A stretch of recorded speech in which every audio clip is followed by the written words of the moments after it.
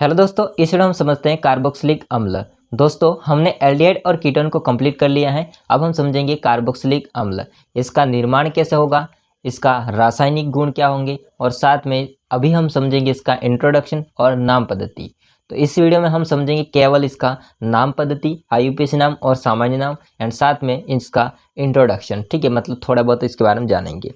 तो देखिए वीडियो का एंड तक। चलिए अपन स्टार्ट करते हैं। दोस्तों, हम बात कर लेते हैं अगर कार्बोक्सिलिक अम्ल के बारे में। तो कार्बोक्सिलिक जो अम्ल होता है ये क्या होता है समझिए। हम जानते हैं कि कार्बोनिल एक समूह होता है, जो कि मैंने आपको पढ़ाते आ रहा हूं, कार्बोनिल समूह। और कार्बोनिल समूह क्या होगा, C डबल बॉन्ड O। इसमें दोनों तरफ बंद खुले हुए हैं। ठीक है, यदि इसमें हम लोग आगे इसको कन्वर्ट करें तो एक तरफ कार्बन लगा दे और दूसरी तरफ OH लगा दे, बाकी C डबल बॉन्ड O तो है ही सही।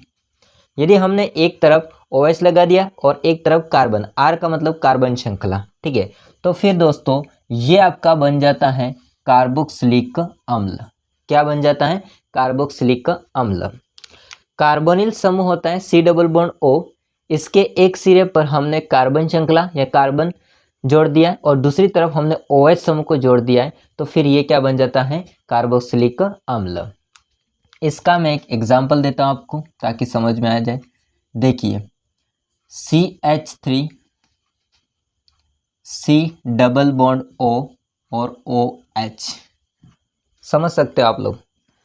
R की जगह पर है CH3, बाकी C double bond O, C double bond O और OH तो OH, तो ये क्या है, कार्बोक्सिलिक अम्ल। दूसरा एग्जांपल देखिए CH3 CH2 C double bond O OH। यहाँ पर दो कार्बन है R की जगह पर, बाकी C double bond O main समूह, कार्बोनिल समूह, और उधर है आपका OH। तो अगर आप दोस्तों देखा जाए तो उसमें मोटी मोटी बात यह है कि कार्बोक्सिलिक अम्ल होता है, इस कार्बोक्सिलिक अम्ल का समूह कौन सा होगा, क्रियात्मक समूह। तो इसका क्रियात्मक समूह दोस्तों होगा COOH। इसका जो क्रियात्मक समूह होगा पहचान करने के लिए एग्जांपल में, वो होगा दोस्तों COOH। तो अगर मैं इसको कहूँ यहाँ पर कार्बोक्सिलिक अम्ल होता है इसका क्रियात्मक समूह, तो इसका क्रियात्मक समूह दोस्तों क्या हो जाएगा, COOH।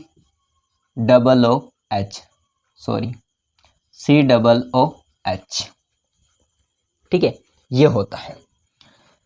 इसके बारे में अगर थोड़ी बहुत और जानकारी देंगे तो इसको दोस्तों हम लोग क्रियात्मक समूह कहते ही हैं।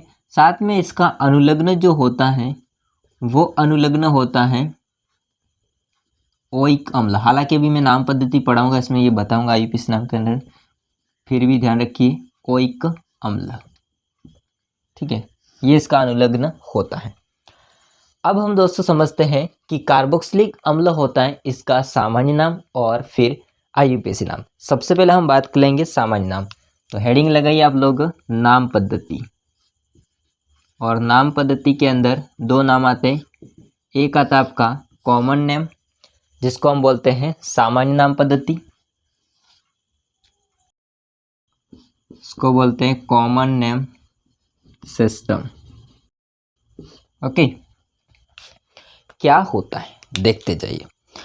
दोस्तों, सामान्य नाम के लिए आपको दो तीन बातें ध्यान रखनी है, वो मैं यहाँ पर लिख देता हूँ। पहली बात ये ध्यान रखनी है कि सामान्य नाम होता है वो दोस्तों या तो ग्रीक अथवा लैटिन भाषा या शब्द से लिए जाते हैं। सामान्य नाम अगर जो भी हम लिखेंगे कार्बोक्सिलिक अम्ल का, तो वो या तो ग्रीक अथवा लैटिन नाम लिखे जाते हैं या शब्द से लिए जाते हैं, जो भी आप लिखो तो लैटिन नाम में दिए जाते हैं, लिए जाते हैं, एक ही बात है। फर्स्ट बात तो ये है। इसके बाद में इसमें आपको अनुलग्न क्या लगाना है वो ध्यान रखना सामान्य नाम के अंदर। तो इसमें आपको अनुलग्न लगाना होगा दोस्तों ईक अम्ल। अब यहाँ पर ओइक अम्ल मत कर देना, ये है अनुलग्न आईयूपीएसी नामकरण के लिए, बट यह है सामान्य नाम। और सामान्य नाम के लिए अनुलग्न है ईक अम्ल, केवल ईक अम्ल, इसको बोलेंगे ईक एसिड।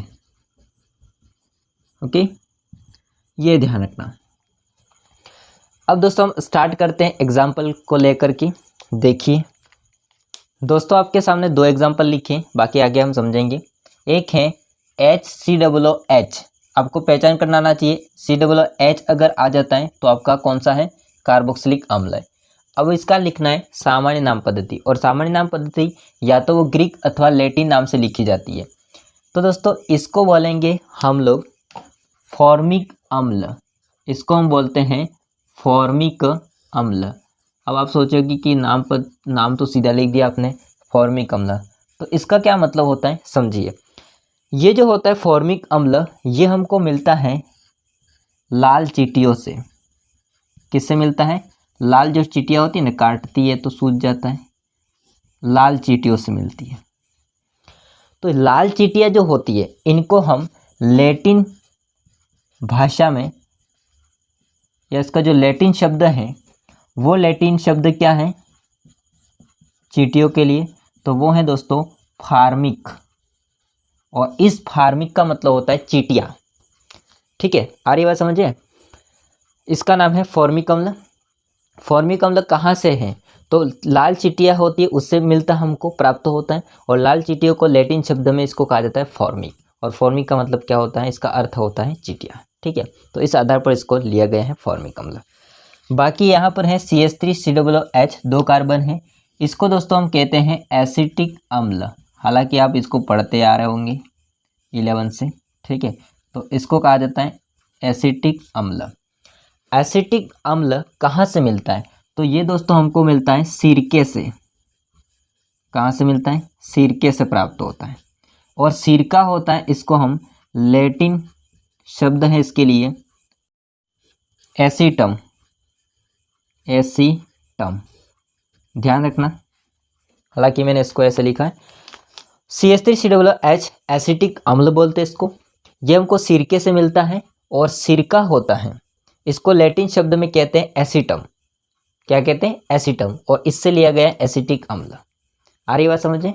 तो ये ध्यान रखना, इसको ग्रीक या फिर लैटिन शब्द में इसका नाम दिया जाता है सामान्य नाम कार्बोक्सिलिक एसिड का। आगे और एग्जाम्पल 2-3 देखते हैं, बाकी इतना स्क्रीनशॉट ले लीजिए फटाफट।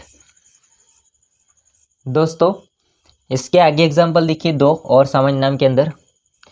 यहाँ पर देखिए COOH कार्बोक्सिलिक अम्ल है, पर कार्बन कितने हैं, 1 2 3 4, 4 के लिए हम लिखते हैं ब्यूट। ठीक है, तो इसका नाम हो जाएगा दोस्तों सामान्य नाम ब्यूटायरिक अम्ल, ब्यूटायरिक अम्ल। इसमें आप देखोगे दोस्तों तो पीछे ईक वर्ड आ रहा है। ठीक है, ईक अम्ल, ब्यूटायरिक अम्ल, ईक आपने। ठीक है, तो ब्यूटायरिक अम्ल का मतलब क्या होता है, तो दोस्तों ब्यूटायरिक अम्ल का मतलब होता है कि ये हमको मिलता है सड़े मक्खन से। कहाँ से मिलता है हमको, सड़े मक्खन से मिलता है। मक्खन सड़ा होगा उससे मिलता है हमको। एंड सड़े मक्खन में मक्खन होता है, इसको हम लैटिन शब्द है इसके लिए, मक्खन के लिए जो लैटिन शब्द है वो क्या है इसको समझिए। तो इसके लिए है लैटिन शब्द ब्यूटीरियम, ब्यूटीरम, ब्यूटीरियम नहीं ब्यूटीरम। ओके, तो ब्यूटीरम का मतलब क्या होता है, मक्खन, और मक्खन होता है इसको लैटिन में ब्यूटीरम बोलते हैं। तो इस आधार पर इसका नाम क्या होगा, ब्यूटायरिक अम्ल। ठीक है, ये थोड़ा सा अलग एग्जाम्पल है। इसमें दोस्तों आपको एक मिलेगा प्रतिस्थापी, इसको बोला जाता है प्रतिस्थापी समूह। क्या बोला जाता है इसको, प्रतिस्थापी समूह। अब ऐसा क्यों, क्योंकि आपका मेन समूह है COOH, तो जो बाकी OH हैं, हालांकि क्रियात्मक समूह होने के बावजूद भी इसको प्रतिस्थापी मानेंगे। ऐसा क्यों, क्योंकि आपका मेन कौन है, COOH। ये एक सारणी के आधार पर होता है, वो हम अलग से समझेंगे इसको। फिलहाल के लिए इतना समझिए कि OH को अभी प्रतिस्थापी माना है। इस टाइम पे दोस्तों जो आपका मेन समूह होता है उसके पास वाला कार्बन को कहा जाता है अल्फा कार्बन, उसके पास वाले कार्बन को कहा जाता है बीटा कार्बन, उसके पास वाले कार्बन को कहा जाता है गामा कार्बन। ठीक है, तो जब भी प्रतिस्थापी आता है तो इसके लिए ध्यान रखना, इसके लिए जो ग्रीक अक्षर हैं, वो ग्रीक अक्षर कौन कौन से हैं? तो अल्फा, बीटा, गामा और डेल्टा, ये है। तो इनको दर्शाया जाता है। अल्फा किसको कहेंगे? अल्फा उसको कहेंगे जो मेन समूह के पास वाला कार्बन होता है, इसको अल्फा कहेंगे, अल्फा स्थिति। उसके पास वाली स्थिति बीटा स्थिति, उसके पास वाली गामा, उसके पास वाली डेल्टा, इस प्रकार से। अब यहाँ पर प्रतिस्थापी को इसकी स्थिति के आधार पर लिखा जाता है, मतलब OH कौन से कार्बन पर है? अल्फा कार्बन पर है। तो फिर इसको लिखा जाएगा दोस्तों अल्फा। OH का यहाँ पर हम यूज़ करेंगे पूर्व लग्न। जब भी कोई भी प्रतिस्थापी के रूप में आता है तो इसका यूज़ होता है पूर्व लग्न, अनुलग्न नहीं यूज़ करते हैं। तो यहाँ पर इसके लिए पूर्व लग्न होता है हाइड्रोक्सी, तो इसका हो जाएगा हाइड्रोक्सी। ठीक है, बाकी कितने कार्बन है? 1 2 3 4। 4 के लिए हम क्या लिखते हैं? तो 4 कार्बन के लिए अभी आपने लिखा है ब्यूटायरिक अम्ल, तो यहाँ पर भी वही होगा ब्यूटायरिक अम्ल। तो दोस्तों ये थे आपके सामान्य नाम। अब हम समझते हैं IUPAC नाम। देखिए ध्यान से, सेकेंड जो पद्धति होगी वो हो जाएगी दोस्तों IUPAC नाम पद्धति। इसके अंदर क्या करेंगे समझिए ध्यान से। 2-3 बातें आपको ध्यान रखनी है। पहली बात ये ध्यान रखनी है, इसके अंदर आपको अनुलग्न का यूज़ करना है। किसके लिए? कार्बोक्सिलिक अम्ल के लिए। और इसका अनुलग्न क्या होता है? इसका अभी मैंने बताया था अनुलग्न ओइक अम्ल, आगे बताया था, ठीक है, ओइक अम्ल, ओइक एसिड। दूसरी बात ये ध्यान रखनी है कि COOH को प्रथम अंक देना है। तीसरी बात ये ध्यान रखनी है आपको कि यदि आपका COOH समूह 2 से अधिक बार अगर आए तो मुख्य एल्किल के साथ डाई ट्राई का प्रयोग करते हैं। ठीक है, मतलब डाई ट्राई लिखेंगे। अगर 2 आपके COOH समूह तो इसके लिए डाई लिखेंगे। यदि हमने 3 यूज़ किए तो उसके लिए ट्राई का यूज़ करेंगे, इस प्रकार से। आ रही बात समझें। फोर्थ बात एक छोटी सी है, यदि कोई प्रतिस्थापी के रूप में आता है, जैसे अभी ये आया था, अगर मान लीजिए CH3 आता है या फिर Cl आता है, कोई भी प्रतिस्थापी के रूप में आता है, तो प्रतिस्थापी के रूप में अगर कोई भी आता है तो प्रतिस्थापियों के लिए संख्या के साथ में वो जो भी जिस भी कार्बन पर उपस्थित है वो संख्या के साथ में हम इसका पूर्व लग्न लिखेंगे। तो कोई प्रतिस्थापी है उसके लिए आपको पूर्व लग्न ही लिखना है, ये ध्यान रखना। क्या लिखना है? पूर्व लग्न ही लिखना है।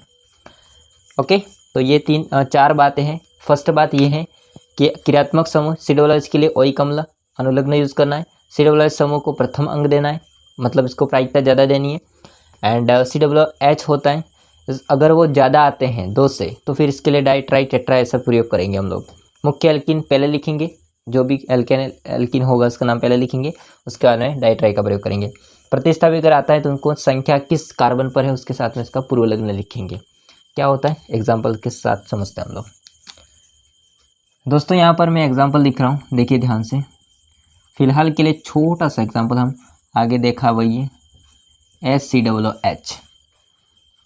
दोस्तों यहाँ पर इसको आपने सामान्य में अलग लिखा है, अभी यहाँ पर इसको क्या लिखेंगे।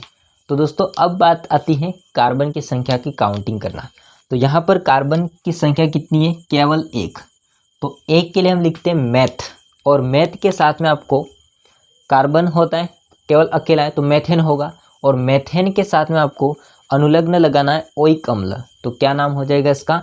मेथेनोइक अम्ल। इसका मैं आपको एक बार लिख के बताता हूँ। देखिए, एक कार्बन है और सिंगल बॉन्ड है। अब एक कार्बन में सिंगल क्या होता है? कुछ नहीं होता है, ठीक है। कार्बन के मध्य बात होती तो अलग बात है। फिलहाल इसको मेथेन लिखेंगे एक कार्बन के लिए। फिर COOH समूह के लिए अनुलग्न हो जाएगा ओइक अम्ल। तो मेथेन प्लस ओइक अम्ल तो क्या बन जाएगा? तो ये बन जाएगा मेथेनोइक अम्ल। मेथेनोइक अम्ल। ठीक है, तो आप सीधा मेथेनोइक अम्ल भी लिख सकते हो। सेकेंड एग्जाम्पल CH3 COOH, ये आपका सेकेंड एग्जाम्पल है। यहाँ पर 2 कार्बन है तो काउंटिंग कहाँ से करेंगे, जहाँ पर COOH को प्रथम अंक मिले तो काउंटिंग यहाँ से स्टार्ट करेंगे, 1 2। यहाँ पर 2 कार्बन है, 2 कार्बन के लिए हम क्या लिखते हैं, एथ, और कार्बन के मध्य सिंगल बॉन्ड है तो क्या हो जाएगा, एथेन। और क्रियात्मक समूह है आपका COOH, इसके लिए हम क्या लिखते हैं, ओइक अम्ल, तो इसका नाम क्या हो जाएगा, एथेन प्लस ओइक अम्ल, एथेनोइक अम्ल। मैं सीधा लिख रहा हूँ उसको, क्या नाम हो जाएगा इसका, एथेनोइक अम्ल। पीछे ओइक आ रहा है ना, अनुलग्न, तो पीछे आ जाएगा ओइक अम्ल, एथेनोइक अम्ल। अगर 3 कार्बन होते तो प्रोपेनोइक अम्ल, 4 कार्बन होते तो ब्यूटेनोइक अम्ल, 5 कार्बन होते तो पेंटेनोइक अम्ल। देन अब हम एक प्रतिस्थापी वाले को समझ लेते हैं, फिर हम आगे बात करेंगे। देखिए CH3 CH COOH, और यहाँ पर मान लेते हैं हमने जोड़ दिया CH3। देखिए ध्यान से, अब यहाँ पर काउंटिंग हम करेंगे, इसको कम संख्या मिलनी चाहिए तो 1 2 3, यहाँ से करें काउंटिंग तो भी ठीक है, 1 2 3 इसको करेंगे तो ये प्रतिस्थापी आ जाएगा, ऐसा सीधा करेंगे तो ये प्रतिस्थापी आ जाएगा। तो दोस्तों आपका CH3 होता है वो आपका एक प्रतिस्थापी के रूप में आ गया है, और एक आपका अगर CH3 प्रतिस्थापी के रूप में आता है तो उसको हम बोलते हैं मेथिल। हालांकि इसको अगर CH4 होता तो उसको हम बोलते हैं मेथेन, लेकिन वो एक प्रतिस्थापी के रूप में है CH3 के रूप में, तो उसको बोलेंगे मेथिल, नहीं मेथिल। ठीक है, तो उसको प्रतिस्थापी बोलते हैं। ये थोड़ी ध्यान रखना बात आपको। तो कौन से नंबर पर है, अभी आपको मैंने बताया था, यहाँ पर प्रतिस्थापी के लिए संख्या लिखेंगे और साथ में इसका पूर्व लग्न लिखेंगे। तो कौन से नंबर पर है, सेकेंड नंबर पर, तो हो जाएगा 2, और इसका पूर्व लग्न होता है मेथिल। ठीक है, और तो फिर सीधा लिखना है। अब तो इसका नाम तो लिख दिया। कितने कार्बन की चेन है, 3 कार्बन की। 3 कार्बन के लिए हम क्या लिखते हैं, प्रोप, और ओइक अम्ल तो प्रोपेनोइक अम्ल, 2 मेथिल प्रोपेनोइक अम्ल। एक एग्जांपल और देखते हैं, इसको ख़त्म करते हैं हम लोग। देखिए CH3 CH2 CH COOH, यहाँ पर मैंने जोड़ दिया, मान लेते हैं Cl। ठीक है, Cl जोड़ दिया यहाँ पर। अब कितने कार्बन की चेन है, काउंटिंग यहाँ से स्टार्ट करेंगे। इसको प्रथम संख्या मिलनी चाहिए COOH को, 1 2 3 4। ठीक है, प्रतिस्थापी कौन है आपका, Cl को क्या कहते हैं, क्लोरीन, बट इसका पूर्व लग्न होगा क्लोरो। कौन से नंबर पर है, सेकेंड नंबर पर, तो इसका नाम हो जाएगा 2 क्लोरो। संख्या लिखनी है, पूर्व लग्न लिखना है। कितने कार्बन की चेन है, 4 के लिए क्या लिखते हैं, ब्यूट, सिंगल बॉन्ड सब कार्बन के मध्य ब्यूटेन, और COOH के लिए हम क्या लिखते हैं, ओइक अम्ल, तो ब्यूटेनोइक अम्ल। हालांकि मैं IUPAC नाम पद्धति नहीं पढ़ा रहा हूँ, हमने चैप्टर स्टार्ट किया है तो थोड़ा बहुत इंट्रोड्यूस करवा देता हूँ कार्बोक्सिलिक अम्ल के बारे में। बाकी आपको अगर IUPAC नामकरण पढ़ना है तो ऑलरेडी इसके बहुत सारे वीडियो बने हुए हैं, प्लेलिस्ट भी बनी हुई है, तो इस प्लेलिस्ट का लिंक इस वीडियो के डिस्क्रिप्शन में आपको मिल जाएगा। IUPAC नामकरण के लिए बहुत सारे वीडियो बने हुए, केवल IUPAC नामकरण। ये तो केवल आपको थोड़ा बहुत डेमो बता देता, तो फिर हम कल इसका निर्माण पढ़ेंगे तो आपको आसानी होगी नामकरण करने के लिए या फिर नाम लिखने के लिए, जो उत्पाद मिलेगा वो। आ रही बात समझे। तो ये था, इसमें हमने देखा कार्बोक्सिलिक अम्ल क्या होता है, फिर इसका हमने देखा नाम पद्धति, जिसमें 2 नाम पद्धति पढ़ी, सामान्य नाम पद्धति, IUPAC नाम पद्धति। डन। बाकी वीडियो कैसा लगा कमेंट करके बताइएगा। वीडियो अच्छा लगा हो तो लाइक कीजिए, चैनल को सब्सक्राइब नहीं किया तो कर देना। मिलते हैं नेक्स्ट वीडियो में, तब तक ले जय हिंद, वंदे मातरम।